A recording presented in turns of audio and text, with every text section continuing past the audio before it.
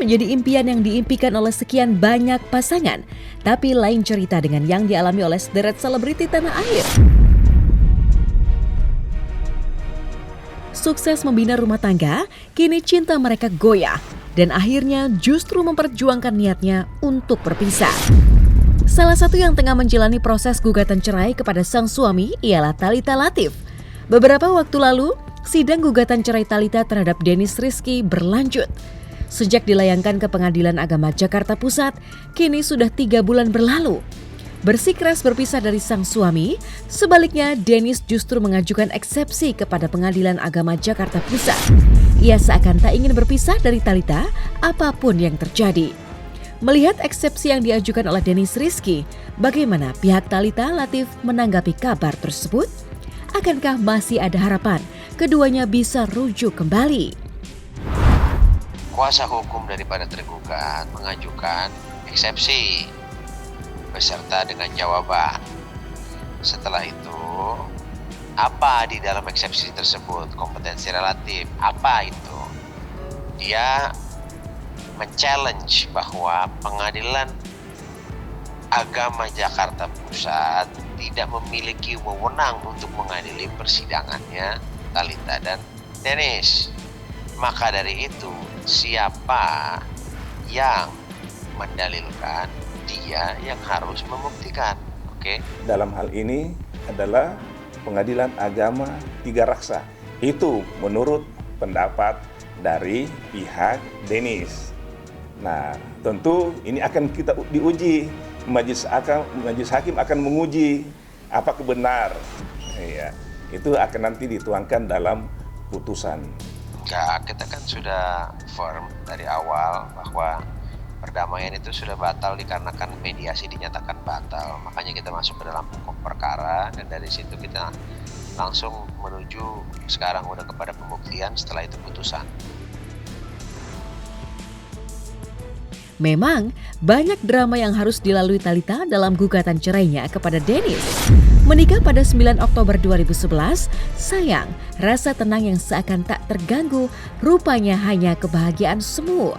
Ternyata sejak 2016, api percekcokan telah tersulut hingga berimbas ke rumah tangga. Puncaknya, 3 tahun lalu, Dennis tiba-tiba meninggalkan istri dan anaknya tanpa kabar. Tak heran berujung pada Thalita menggugat cerai. Akui depresi karena kejadian tersebut, Thalita wanita berusia 32 tahun itu sampai meluapkan seluruh isi hati yang terpendam saat persidangan berlangsung. Sontak, ruang mediasi Pengadilan Agama Jakarta Pusat menjadi saksi bisu ratapan hati Thalita Latief. Ia menangis bahkan sampai tenaganya terkuras habis. Tadi mungkin ya di situ gitu puncaknya gitu, ketika saya dengar masih berkelit-berkelit ya saya udah nggak bisa lagi untuk nahan gitu. Kamu bicara jujur dong, saya bilang gitu. Terus dia bilang, akhirnya dia runduk. Terus dia bilang kok sama Ibu Hakim, dia akui kok kesalahannya dia. Yang semua teman-teman pers ini mau tanyakan ke saya semuanya benar. Itu jawabannya. Jadi kalian tafsirkan sendiri, semuanya benar. Ya yang namanya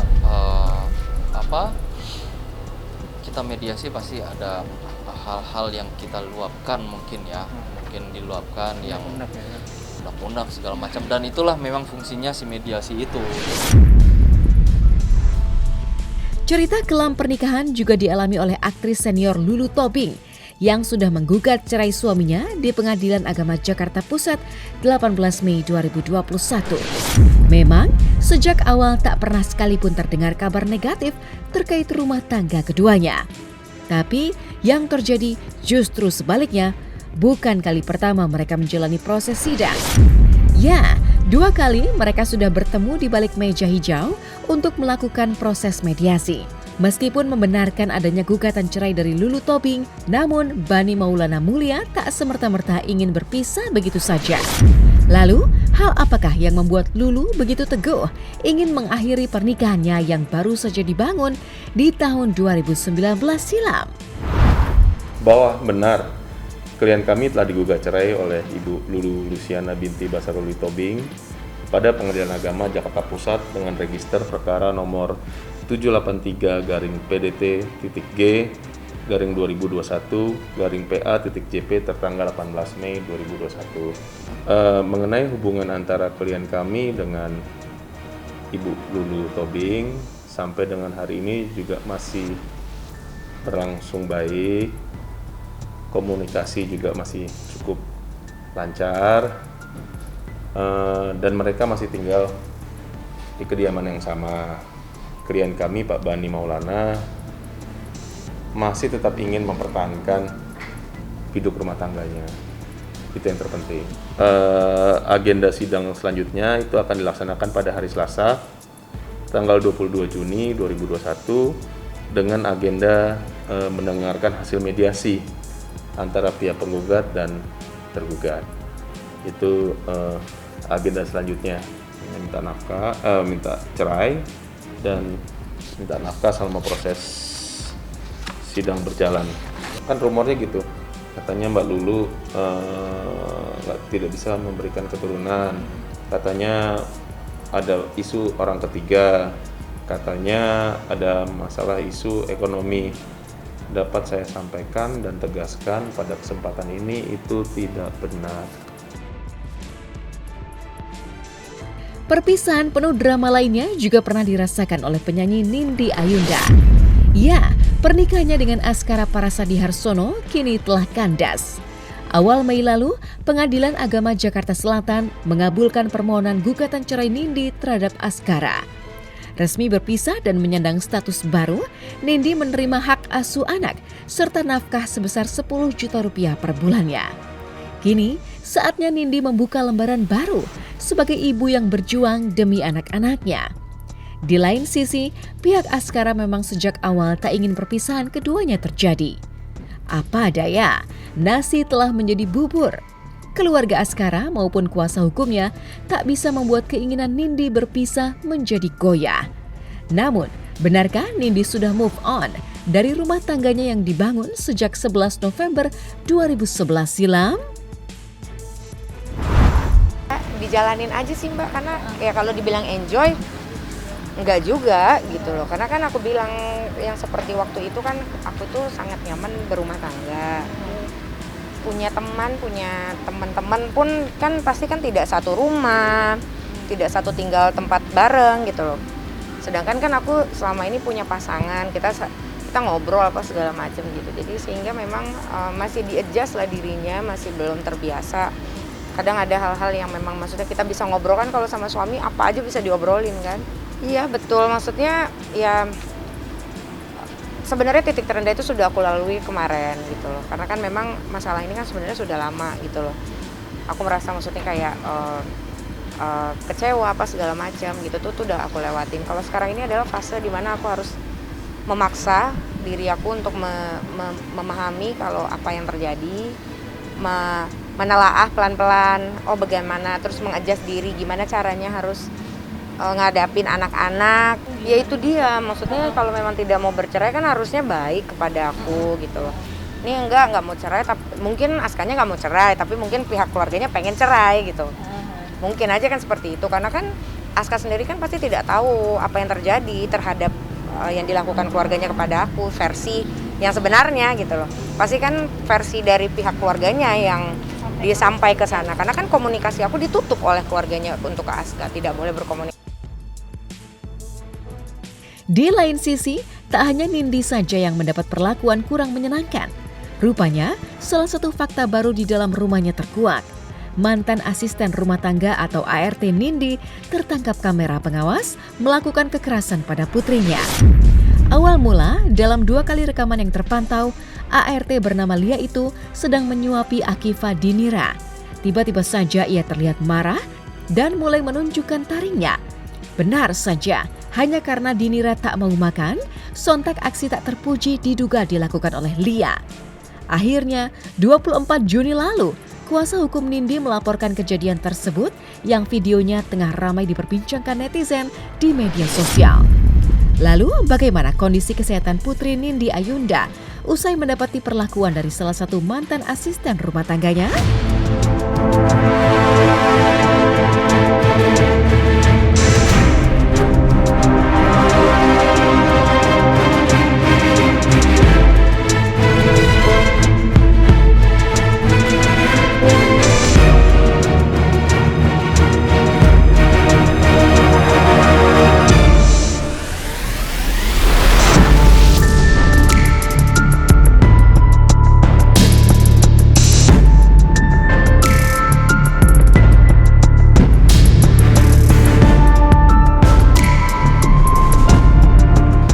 memadukan peristiwa yang dialami oleh anaknya Nindi yang telah mendapatkan kekerasan dari mantan babysitternya. Emang itu yang terjadi ya, katanya sudah ada bukti kita berupa tindakan kasar yang dilakukan oleh mantan babysitternya. Sekarang mungkin udah kondisi membaik, tapi kan masih ada bekas luka dalam hati.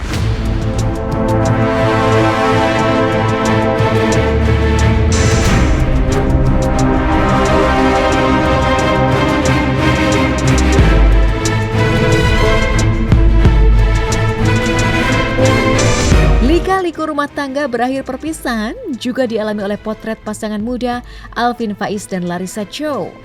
Ya, keduanya resmi bercerai 16 Juni lalu di Pengadilan Agama Cibinong, Bogor, Jawa Barat.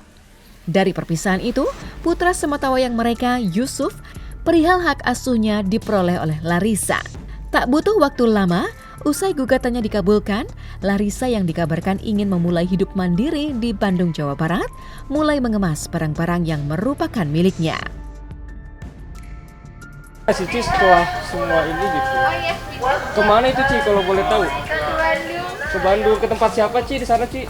Oh enggak, tempat tinggal sendiri kok. Oh, rencana kapan Ci ke sana? Minggu depan kayaknya. Minggu depan. Bawa Yusuf juga Ci ya? Iya, mau Yusuf juga. Nanti di sana tinggal sama siapa Ci?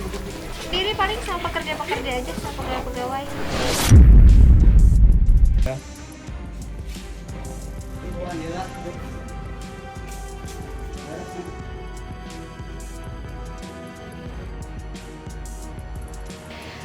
Sebenarnya nikah itu nggak mudah dan nggak semena-mena enak juga.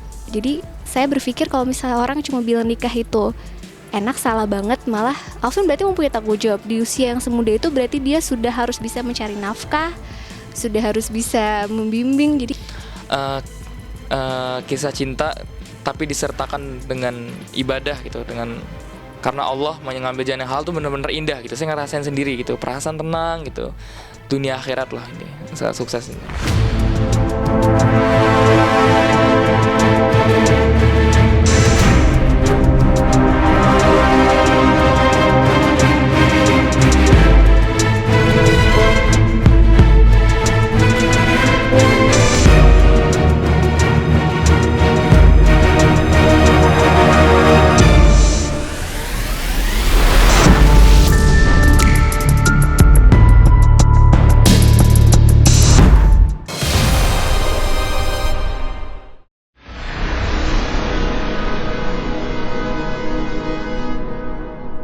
Jadi jangan lupa untuk subscribe Cumi Cumi.